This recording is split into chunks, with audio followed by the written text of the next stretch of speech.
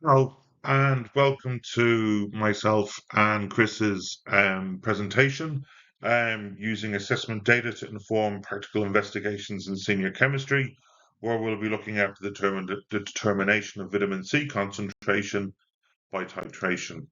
So, overall, our presentation will focus on the following areas.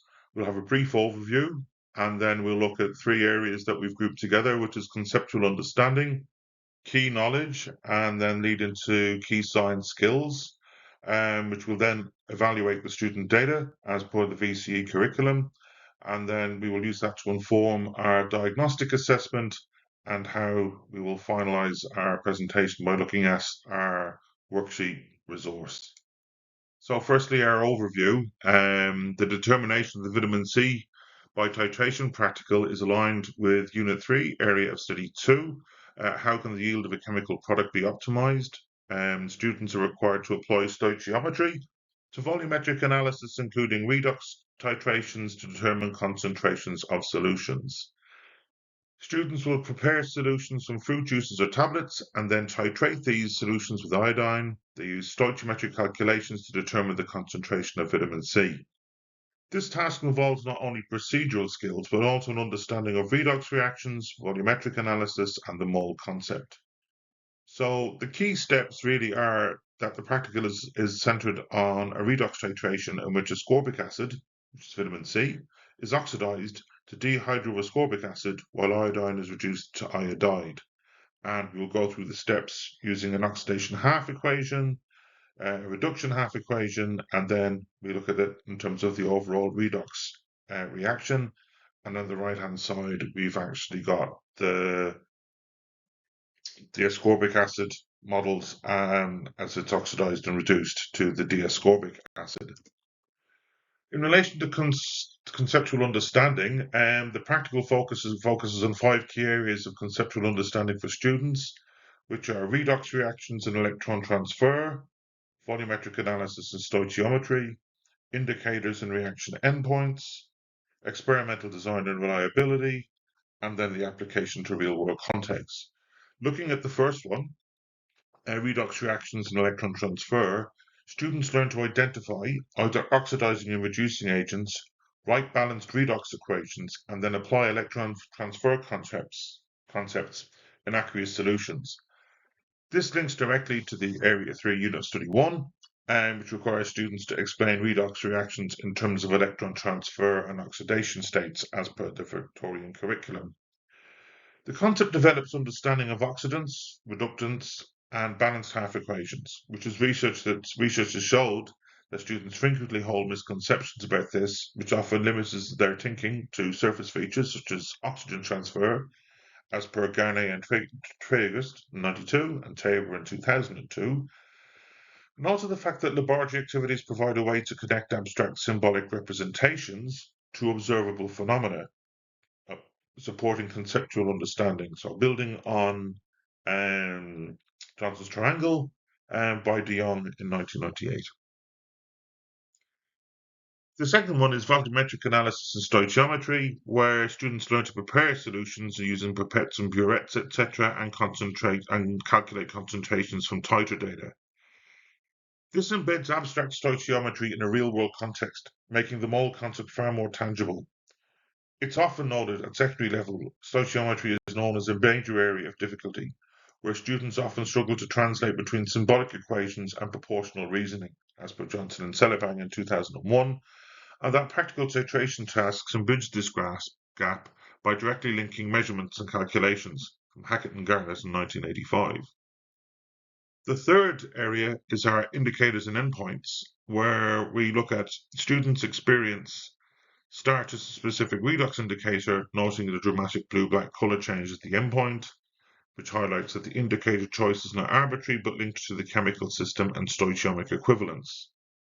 This links with the study design, that students understand how experimental design in terms of choice of indicator and apparatus and volumes ensures valid and reliable outcomes.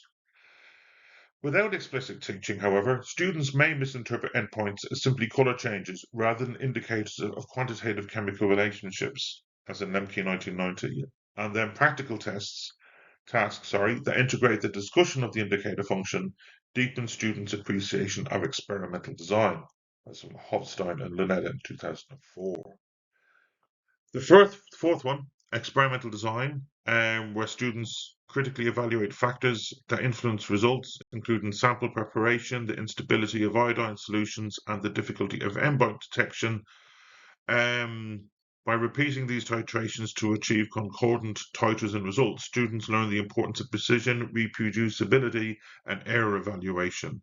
So rather than obtaining the right answer, it effectively shows the role of reflection and methodology in terms of lab practice, as per Miller.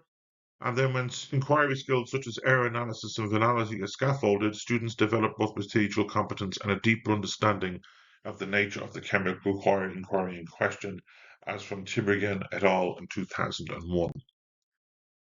And in a real-world context, we can see that determining vitamin C in juices, fruit and vegetables, students apply chemical principles in nutrition, food chemistry, etc.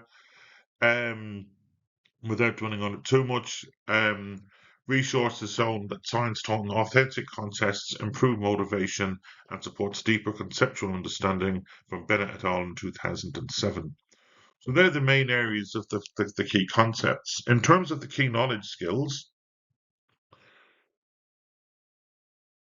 we have our 5 areas, and what would we look at would be, say, how the vitamin C titration links this key knowledge. Is that for the redox process, the students observe vitamin C oxidation by iodine and represent this through balanced half equations, reinforcing electron transfer and the identification of oxidants and reductants. In terms of stoichiometry and volumetric analysis, students apply mole ratios and balanced equations to titer data to calculate ascorbic acid concentrations, linking symbolic chemistry to measurable data. In relation to indicators, students use starch as a redox indicator, recognizing that the endpoint corresponds to chemical equivalence, not a color change. How students obtain concordant titers, repeat trials, and evaluate systematic and random errors, relates to accuracy, precision, and validity. And then, as we discussed in society, how vitamin C is found in juices, tablets, and food, so it links classroom activities to nutritional labeling and consumer health. In terms of the key science skills, the vitamin C titration consolidates and extends all the key kind skills, planning, safe practice, data generation, processing, evaluation, etc. It demonstrates also how the skills introduced in the year 7 to 10 Victorian curriculum progressed through into the VC chemistry through years 11 and 12. And as Miller and Hostin and Lunetta argue, practical work of this kind exemplifies the dual role of laboratories in developing both conceptual understanding and scientific inquiry skills, okay, making chemistry relevant. So we have a table there. We won't go into too much detail, but in relation to how it's developed, it's provided on the table and linked to the key aspects of the curriculum design. Looking at the evaluation of student data, there was a change in the curriculum 2023-24, so we're focusing really on just one year's examiner's results. The VC chemistry exam and examiner's report provide valuable insights into student difficulties that continue to occur, particularly in the areas of stoichiometry, redox equations, measurement precision, and data evaluation for the VC curriculum. It also aligns with long-standing research showing that stoichiometry and redox require coordination of multiple representations, as per Johnson and Tabor. These areas of weakness are also directly relevant to the determinant of vitamin C by the titration practical, as it requires precise application of mole ratios, redox equations, recording accurate data, and then a critical evaluation of the validity. So in that relation, the actual practical is actually a very good fit. And it sort of also helps address misconceptions and procedural gaps that are revealed in the exam data, so it's possible to consolidate further student understanding and procedural knowledge. So one of the main areas in relation to evaluating student data is stoichiometry, which is a persistent challenge. Many students for the examiner's report fail to apply mole ratios correctly. In terms of vitamin C titration, it's ideally suited to address this issue as it requires students to convert measured titers into moles of iodine, apply a fixed mole ratio to ascorbic acid, and then calculate concentration. Through explicit scaffolding, such as step-by-step work examples and structured prompts during analysis, it ensures that students can move towards understanding, conceptual understanding. In relation to the redox half reactions, the report also highlighted widespread weaknesses in students in Ballawin redox half equations. This also reflects research that students often fail to reconcile symbolic representations of redox reactions with underlying electron transfer processes. By embedding the half equation into the practical and writing it within the titration, for example, and asking students to write and balance the ascorbic acid oxidation and iodidation reduction half reactions in their analysis, it reinforces the connection between observable color change and symbolic representation, so therefore strengthening both conceptual and assessment understanding. Measurement resolution were another area of difficulty noted in the examiner's report. The errors in recording burette readings and misunderstanding of measurement resolution in terms of how measurements and the units of measurements in a burette, for example, suggest that many students lack fluency in conventions of lab precision. The titration investigation that we've undertaken provides authentic practice in this skill, and teachers can incorporate micro-assessments requiring students to justify the decimal places used in titer recordings or to peer-check meniscus readings before acceptance. Such strategies used in the practical reinforce Hofstein and Uleda's argument that practical tasks are most effective when students are encouraged to treat measurement as evidence, to be critiqued rather than as just routine procedure.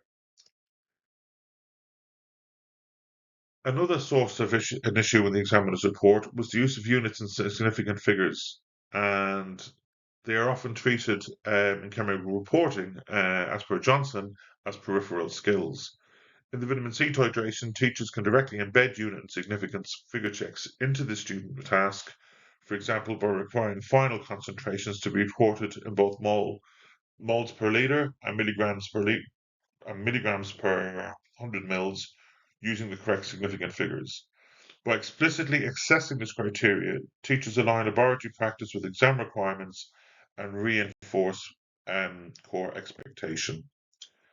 And the final one then is looking at evaluation of error and validity. The examiners also reported weaknesses in students' ability to evaluate error and validity, with many responses failing to distinguish between systematic and random errors. The titration itself provides a clear opportunity to develop the skill. Students can be guided to identify systematic errors, instability of iodine solution, for example, and how color juices obscure an endpoint, alongside random errors such as variation in meniscus readings and endpoint, etc. And then the last one being the unfamiliarity with how it's applied in real world contexts. So they can't actually apply chemical calculations in relation to aspects of how chemistry would be used in the real world. So based on that, we have one table that summarizes it all up, and then we use that to inform our diagnostic assessment, which I will hand over to Chris now to complete the second part of the presentation.